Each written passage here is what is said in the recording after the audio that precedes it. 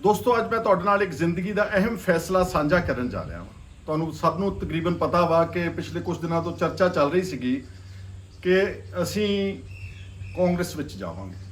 ਮੇਰੇ ਨਾਲ ਮੇਰੇ ਦੋ ਸਤਿਕਾਰਯੋਗ ਐਮਐਲਏ ਸਾਥੀ ਜਗਦੇਵ ਸਿੰਘ ਕਮਾਲੂ ਔਰ ਪਿਰਮਲ ਸਿੰਘ ਖਾਲਸਾ, ਅਸੀਂ ਕਾਫੀ ਅਰਸੇ ਤੋਂ ਬਹੁਤ ਡੂੰਘਾਈ ਦੇ ਨਾਲ, ਇਮਾਨਦਾਰੀ ਦੇ ਨਾਲ, ਵੱਖ-ਵੱਖ ਲੋਕਾਂ ਦੇ ਨਾਲ, ਵਿਦਵਾਨਾਂ ਨਾਲ, ਚੰਗੇ ਬੰਦਿਆਂ ਦੇ ਨਾਲ, ਕਟਿੰਗ ਅਕ੍ਰੋਸ ਪਾਰਟੀ ਲਾਈਨਸ ਮਸ਼ਵਰਾ ਕੀਤਾ ਕਿ ਸਾਨੂੰ ਆਉਣ ਵਾਲੇ ਸਮੇਂ ਦੇ ਵਿੱਚ ਕੀ ਕਰਨਾ ਚਾਹੀਦਾ।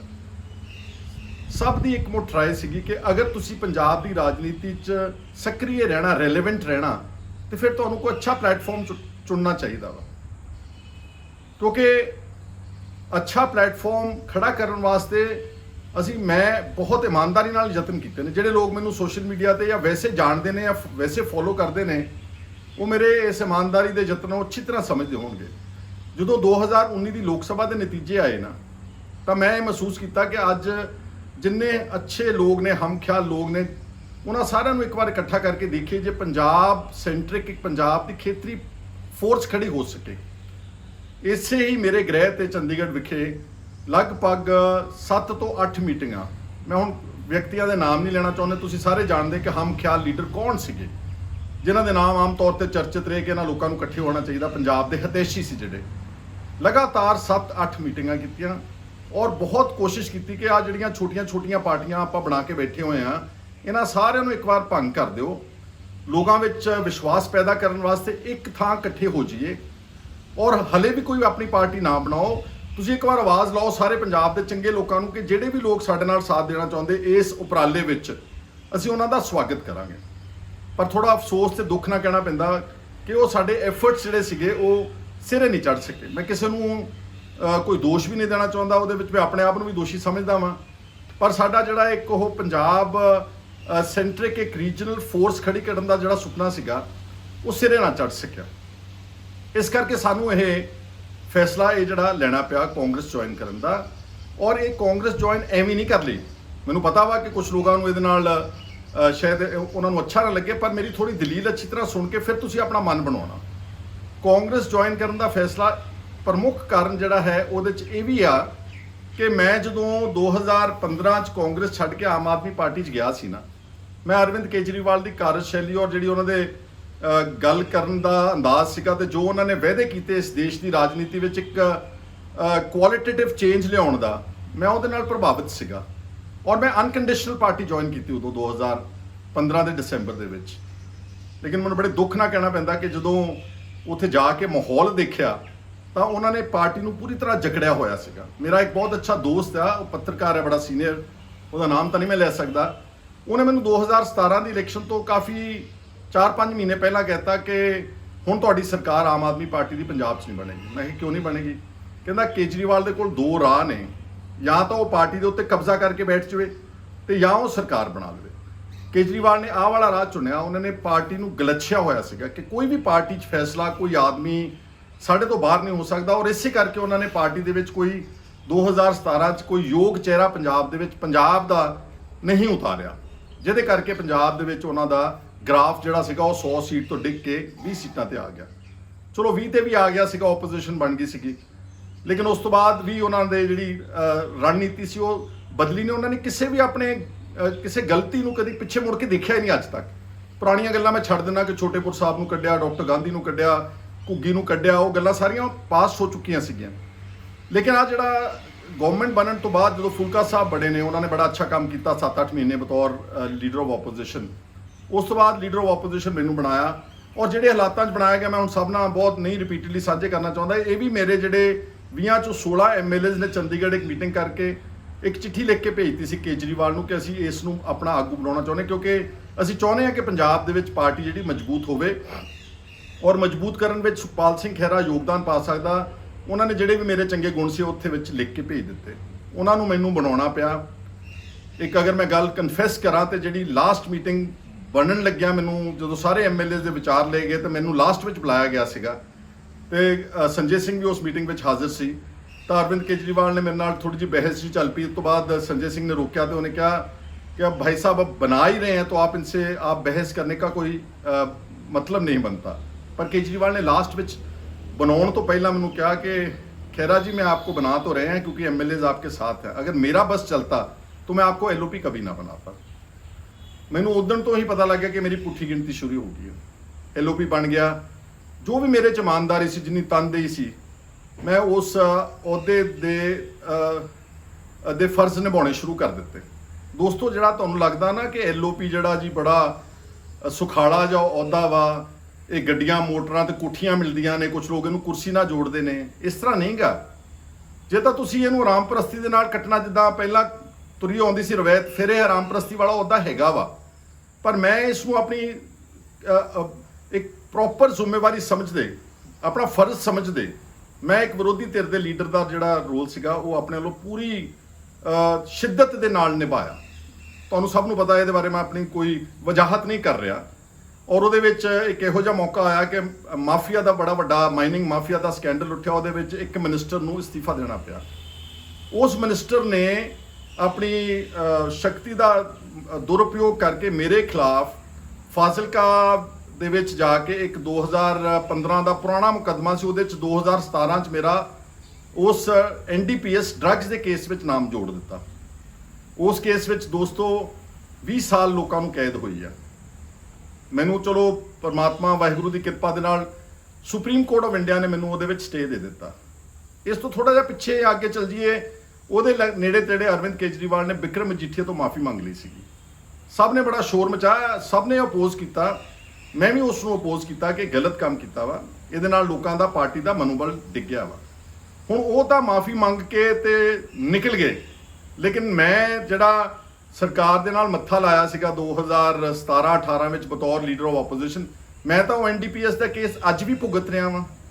और तुहानूं अच्छी तरह मैं याद कराउणा चाहुंदा कि जिहड़े हुण इन्फोर्समेंट डायरैक्टरेट ED ने जिहड़े मेरे घर ते छापे मारे ने, और मेरे बेटी दे भी घर नूं स्पेयर नहीं किया दिल्ली, मेरे उन्हां दी शादी भी बाद विच हुई उस मुकदमे तो, वो जिहड़े ED दे रेड ने वो इसे ही पॉलिटिक्स नाल कनैक्टेड ने। अगर मैं भी माफ़ी मंग के निकल जाता तो मेरे ते ना NDPS का केस होना सीगा फाजिलका वाला, ते ना मेरे खिलाफ ED ने कोई रेड करने सीगे। पर मेरी आत्मा हमेशा ये कहती है कि जो हक ते जो सच है उसनूं बयान करना। उदों मेरे खिलाफ उस वक्त की पंजाब सरकार ने NDPS का केस घड़िया, उस मंत्री के कहण ते उन्हें अपना असर रसूख पैसे का दुरुपयोग किया। तो हुण क्योंकि मैं BJP का डट के विरोध कर रहा सीगा किसान अंदोलन नूं लैके, मैं उहदे विच शिरकत भी की जिन्नी मेरे विच समर्था से, मैं जांदा आउंदा भी रहा वां।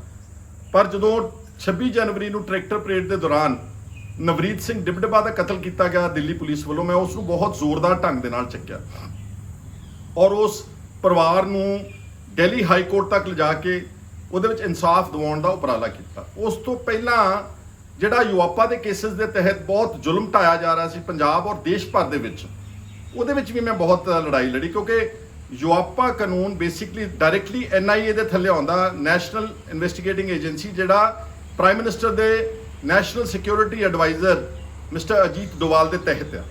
तो जो मैं युआपा का विरोध करता वा, इसका मतलब है NIA का तो उस नैशनल सिक्योरिटी एडवाइजर जो प्राइम मिनिस्टर उसका विरोध करता, BJP का तो विरोध करता ही करता सीगा। हुण पंजाब दे विच इन्ने पार्टियां दे लीडर ने, इन्ने MLA ने, इन्ने मिनिस्टर्स ने, इन्ने फॉर्मर मिनिस्टर्स ने, बादल वर्गे वड्डे वड्डे परिवारों के लोग ने, उन्होंने खिलाफ तो कभी किसी ED ने अज तक कोई छापामारी नहीं की, कोई केस नहीं बनाया।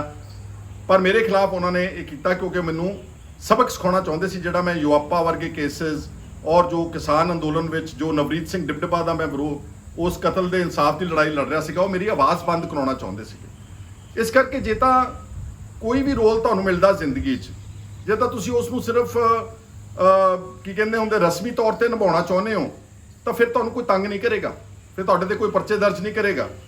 बहुत सारे MLA 2007 तो 12 वाली अकाली दल की सरकार में कांग्रेस दे सीगे, पर मैं आउटस्टैंडिंगली बादलों का विरोध किया, उन्हों का जिहड़ा ट्रांसपोर्ट माफिया जो भी उन्होंने गलत काम किए, भ्रष्टाचार किया, उहदे च मैं जो विरोध किया, मेरे ते उदों भी इन्होंने 6 झूठे मुकदमे दर्ज किए सीगे और लगातार मैं उन्हों का जिहड़ा विरोध करता रहा, उहदा मैनूं खमियाजा भुगतना पिया।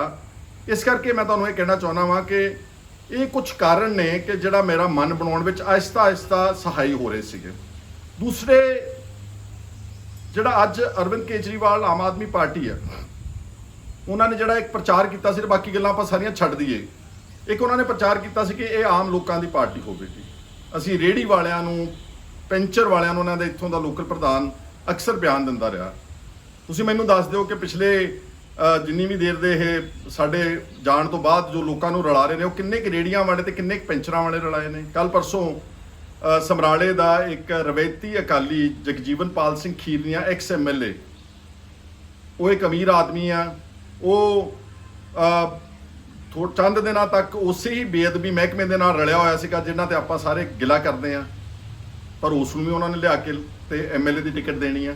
ਬਹੁਤ ਸਾਰੇ ਹੋਰ ਰਵੈਤੀ ਪਾਰਟੀਆਂ ਚੋਂ ਲੋਕਾਂ ਨੂੰ ਲਿਆ ਜਾ ਰਿਹਾ ਵਾ। ਇਹਦਾ ਮਤਲਬ ਜਿਹੜੇ ਲੋਕੀ ਆਮ ਆਦਮੀ ਪਾਰਟੀ ਦੀਆਂ 2014 ਤੋਂ ਲੈ ਕੇ ਹੁਣ ਤੱਕ ਦਰੀਆਂ ਵਿਛਾਉਂਦੇ ਸੀਗੇ ਜਾਂ ਧਰਨਿਆਂ 'ਚ ਬਹਿੰਦੇ ਸੀ ਜਾਂ ਕੋਲੋਂ ਪੈਸੇ ਬੱਸਾਂ ਲੈ ਕੇ ਕੋਲੋਂ ਪੈਸੇ ਖਰਚ ਕੇ ਰੈਲੀਆਂ ਕਰਦੇ ਸੀ ਜਾਂ ਕਈਆਂ ਦੇ ਉੱਤੇ ਪਰਚੇ ਵੀ ਦਰਜ ਹੋਏ, ਕਈਆਂ ਦੇ ਸੱਟਾਂ ਵੀ ਮਾਰੀਆਂ ਗਈਆਂ, ਕਈਆਂ ਨੂੰ ਪੁਲਿਸ ਟੌਰਚਰ ਵੀ ਸਹਿਣ ਕਰਨਾ ਪਿਆ, ਉਹਨਾਂ ਦਾ ਤਾਂ ਫਿਰ ਵਿਚਾਰਿਆਂ ਦੀ ਕਦੀ ਵਾਰੀ ਨਹੀਂ ਆਉਣੀ। ਇਸ ਕਰਕੇ ਸਿਧਾਂਤਕ ਤੌਰ ਤੇ ਇਹ ਪਾਰਟੀ ਆਪਣਾ ਉੱਥੋਂ ਥਿੜਕ ਚੁੱਕੀ ਸੀ। ਇਸ ਲਈ ਮੇਰਾ ਜਿੱਥੇ ਮੇਰੀ ਤੋਹੀਨ ਕੀਤੀ ਹੋਈ ਹੋਵੇ, ਜਿੱਥੇ ਮੇਰੀ ਸੈਲਫ ਰਿਸਪੈਕਟ ਨਾ ਹੋਵੇ, ਜਿੱਥੇ ਮੇਰੀ ਪੱਗ ਦੀ ਕੋਈ ਰਿਸਪੈਕਟ ਨਾ ਹੋਵੇ, ਉਹਨਾਂ ਨਾਲ ਮੈਂ ਕਦੀ ਕੋਸ਼ਿਸ਼ ਵੀ ਨਹੀਂ ਕਰ ਸਕਦਾ ਸੀ, ਕਦੀ ਮੈਂ ਜਾ ਵੀ ਨਹੀਂ ਸੀ ਸਕਦਾ। ਲੇਕਿਨ ਉਹਨਾਂ ਨੇ ਵੀ ਕਦੀ ਉਪਰਾਲਾ ਨਹੀਂ ਕੀਤਾ। ਅਗਰ ਉਹ ਉਪਰਾਲਾ ਕਰਦੇ ਤੇ ਗੱਲਬਾਤ ਤੋਂ ਮੈਂ ਕਦੀ ਭੱਜਦਾ ਨਹੀਂ ਸੀਗਾ। ਇਸ ਤੋਂ ਇਲਾਵਾ ਦੋ ਪਲੇਟਫਾਰਮ ਹੋਰ ਰਹਿ ਗਏ ਪੰਜਾਬ ਦੇ ਵਿੱਚ। ਇੱਕ BJP, ਅੱਜ BJP ਜਿਹੜੀ ਆ ਉਹ ਨਫ਼ਰਤ ਦੀ ਪਾਤਰ ਆ ਸਾਰੇ ਦੇਸ਼ ਵਿੱਚ, ਪੰਜਾਬ ਤਾਂ ਹੀ ਹੈ। ਜਿਸ ਢੰਗ ਦੇ ਨਾਲ ਉਹਨਾਂ ਨੇ ਫਿਰਕਾ ਪ੍ਰਸਤੀ ਦਾ ਇੱਕ ਬਹੁਤ ਵੱਡਾ ਇੱਕ ਲਹਿਰ ਚਲਾਈ ਹੋਈ ਸਾਰੇ ਦੇਸ਼ ਦੇ ਵਿੱਚ, ਔਰ ਜ਼ਿਆਦਤੀਆਂ ਤੇ ਉਤਰੇ ਹੋਏ ਨੇ, ਬਦਲਾਖੋਰੀ ਤੇ ਉਤਰੇ ਹੋਏ ਨੇ।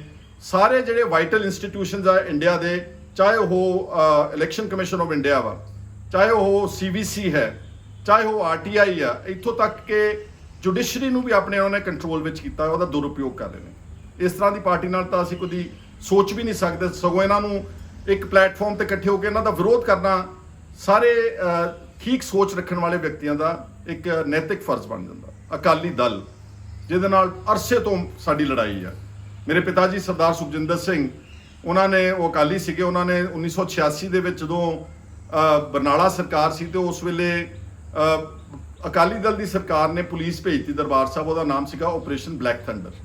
ਉਹਨਾਂ ਨੇ ਉਸੇ ਦਿਨ 30 ਅਪ੍ਰੈਲ 1986 ਨੂੰ ਬਤੌਰ ਵਿੱਦਿਆ ਮੰਤਰੀ ਅਸਤੀਫਾ ਦਿੱਤਾ। ਉਦੋਂ ਹੀ ਨਾਲ ਉਹਨਾਂ ਦੇ ਕੈਪਟਨ ਅਮਰਿੰਦਰ ਸਿੰਘ ਜਿਹੜੇ ਐਗਰੀਕਲਚਰ ਮਿਨਿਸਟਰ ਸੀ ਪੰਜਾਬ ਦੇ, ਉਹਨਾਂ ਨੇ ਵੀ ਅਸਤੀਫਾ ਦਿੱਤਾ।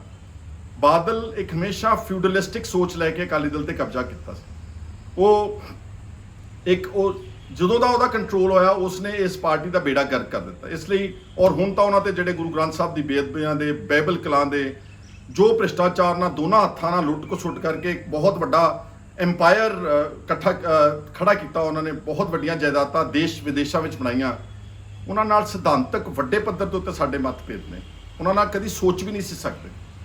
ਇਸ ਲਈ ਮੈਂ ਕਿਸ ਪਲੇਟਫਾਰਮ ਤੇ ਜਾਂਦਾ, ਮੇਰਾ ਆਪਣਾ ਹਲਕਾ ਭੁਲੱਥ, ਜਿੱਥੇ ਅੱਧੀ ਸਦੀ ਤੋਂ ਸਾਡੇ ਨਾਲ ਲੋਕ ਜੁੜੇ ਨੇ, ਅੱਧੀ ਸਦੀ ਤੋਂ। ਪਹਿਲੀ ਇਲੈਕਸ਼ਨ ਮੇਰੇ ਪਿਤਾ ਜੀ ਨੇ 1972 ਦੇ ਵਿੱਚ ਸ਼੍ਰੋਮਣੀ ਅਕਾਲੀ ਦਲ ਦੀ ਟਿਕਟ ਦੇ ਉੱਤੇ ਉਸ ਹਲਕੇ ਭੁਲੱਥ ਤੋਂ ਲੜੀ ਸੀਗੀ।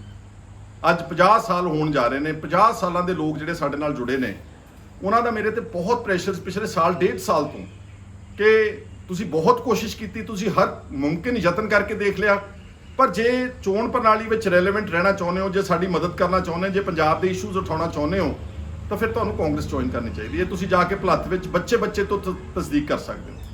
ਇਸ ਲਈ ਮੈਂ ਉਹਨਾਂ ਦੇ ਜਜ਼ਬਾਤਾਂ ਦੀ ਵੀ ਕਦਰ ਕਰਨੀ ਆ ਨਾ, ਕਿਉਂਕਿ ਕੁਝ ਲੋਕ ਸੋਸ਼ਲ ਮੀਡੀਆ ਤੇ ਬੈਠ ਕੇ ਬੜਾ ਸੌਖਾ ਕਮੈਂਟ ਕਰਨਾ, ਕਿਸੇ ਨੂੰ ਕੰਡੈਮ ਕਰਨਾ, ਕਿਸੇ ਨੂੰ ਗਾਲਾਂ ਕੱਢਣੀਆਂ, ਪਰ ਜਿਹੜੇ ਲੋਕ ਮੈਨੂੰ ਵੋਟ ਪਾ ਕੇ ਨਵਾਜ ਕੇ ਪੰਜਾਬ ਦੀ ਵਿਧਾਨ ਸਭਾ 'ਚ ਭੇਜਦੇ ਨੇ, ਜਿਨ੍ਹਾਂ ਦੇ ਕਰਕੇ ਮੇਰੀ ਆਵਾਜ਼ ਦੀ ਕੋਈ ਕੀਮਤ ਬਣਦੀ ਆ, ਮੈਂ ਉਹਨਾਂ ਦੀ ਗੱਲ ਵੀ ਅੱਖੋਂ ਪਰੋਖੇ ਨਹੀਂ ਸੀ ਕਰ ਸਕਦਾ। ਇਸ ਕਰਕੇ ਮੈਂ ਉਹਨਾਂ ਦੇ ਵੀ ਗੱਲ ਸੁਣੀ।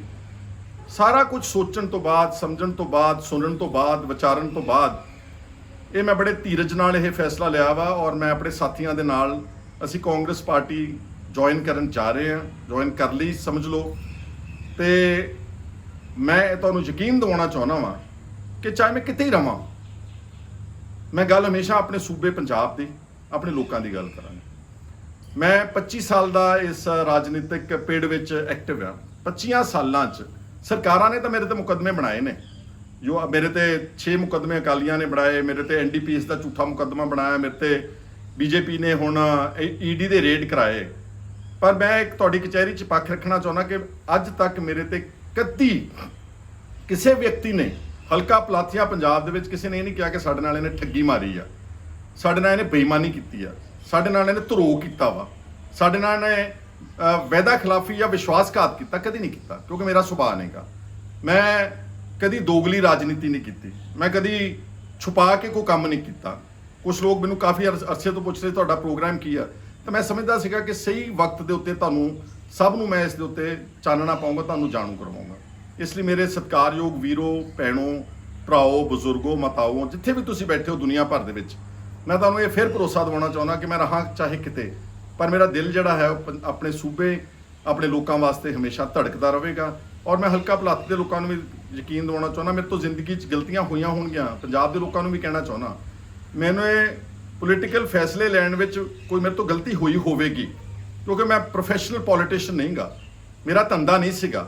ਮੈਨੂੰ ਤਾਂ ਇਸ ਪੋਲੀਟੀਕਲ ਲਾਈਨ ਵਿੱਚ ਬਾਈ ਡਿਫਾਲਟ ਆਉਣਾ ਪਿਆ, ਕਿਉਂਕਿ ਮੇਰੇ ਪਿਤਾ ਜੀ ਉਸ ਵਕਤ ਲੰਬੀਆਂ ਡਿਟੈਂਸ਼ਨਾਂ ਚੱਲ ਰਹੇ ਸੀਗੇ। ਨੈਸ਼ਨਲ ਸਿਕਿਉਰਿਟੀ ਐਕਟ ਵਿੱਚ ਐਮਰਜੈਂਸੀ ਤੋਂ ਲੈ ਕੇ ਸਾਲ ਡੇਢ ਸਾਲ ਉਹਨਾਂ ਨੂੰ ਨਜ਼ਰਬੰਦ ਕੀਤਾ ਜਾਂਦਾ ਸੀ। ਮੈਂ ਕਿਉਂਕਿ ਉਹਨਾਂ ਦਾ ਇਕੱਲਾ ਪੁੱਤਰ ਸੀ, ਮੈਨੂੰ ਉੱਥੇ ਹਲਕੇ ਦੇ ਵਿੱਚ ਰਹਿਣਾ ਪਿਆ। ਮੈਂ ਤਾਂ ਸਗੋਂ ਬਹੁਤ ਕੁਛ ਇਹਦੇ ਵਿੱਚ ਨੁਕਸਾਨ ਝੱਲਿਆ, ਘਾਟਾ ਖਾਦਾ। ਮੈਂ ਕਦੀ ਕੋਈ ਗੈਰ ਕਾਨੂੰਨੀ ਕੰਮ, ਕੋਈ ਕਰਪਸ਼ਨ, ਕੋਈ ਭ੍ਰਿਸ਼ਟਾਚਾਰ ਕਦੀ ਨਹੀਂ ਕੀਤੀ। ਇਸ ਲਈ ਮੈਂ ਤੁਹਾਨੂੰ ਕਹਿਣਾ ਚਾਹੁੰਦਾ ਵਾਂ ਕਿ ਮੇਰੇ 'ਚ 100 ਉਣਤਾਈਆਂ ਹੋ ਸਕਦੀਆਂ ਨੇ, ਪਰ ਮੈਂ ਆਪਣੇ ਲੋਕਾਂ ਦੇ ਪ੍ਰਤੀ ਕਦੀ ਕੋਈ ਨਾ ਬੇਵਫਾ ਵਾਂ, ਨਾ ਮੈਂ ਕੋਈ ਉਹਨਾਂ ਦੇ ਮਤਲਬ ਕਦੀ ਭੈੜੀ ਸੋਚ ਰੱਖ ਸਕਦਾ, ਨਾ ਮੈਂ ਕਿਸੇ ਦੇ ਨਾਲ ਕੋਈ ਬੇਈਮਾਨੀ ਕੀਤੀ ਆ।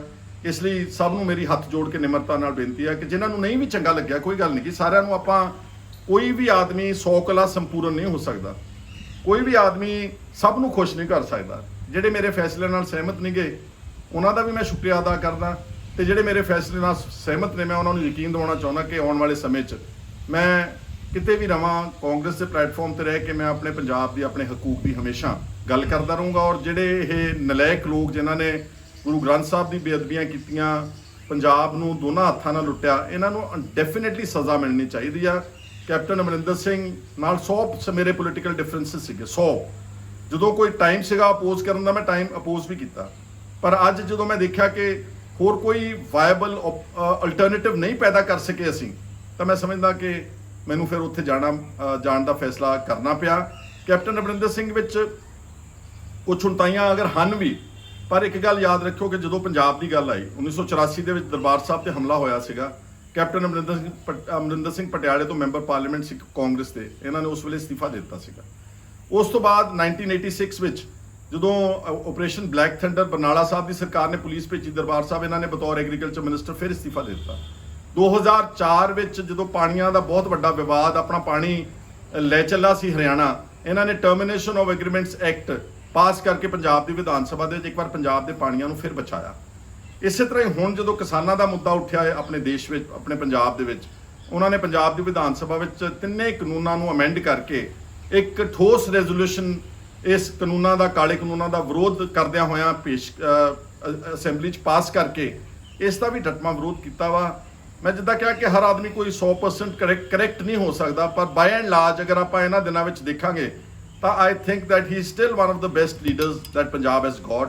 ਹੋ ਸਕਦਾ ਹਲੇ ਉਹਨਾਂ ਦੇ ਕੰਮ ਵਿੱਚ ਬਕਾਇਆ ਕੁਝ ਉਣਤਾਈਆਂ ਨੇ, ਕੰਮ ਕਰਨ ਵਾਲੇ ਨੇ।